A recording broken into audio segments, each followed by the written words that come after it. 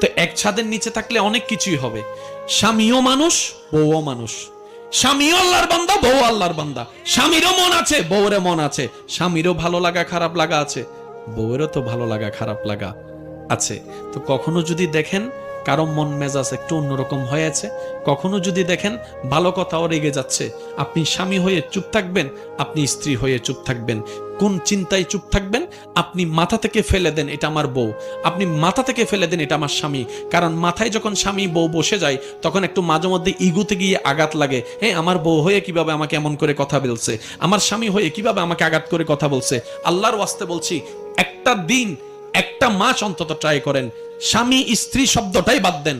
স্বামী বলবে এটা আমার আল্লাহর বান্দা, স্ত্রী বলবে এটা আমার আল্লাহর বান্দা। স্বামী বউয়ের দিকে তাকাই বলবে এটা আমার আল্লাহ, আমার বউকে আমার আল্লাহ আমার জন্য নিয়ামত হিসেবে পাঠিয়েছে। সুবহানাল্লাহ। স্ত্রী বলবে এত কোটি কোটি পুরুষের ভিতরে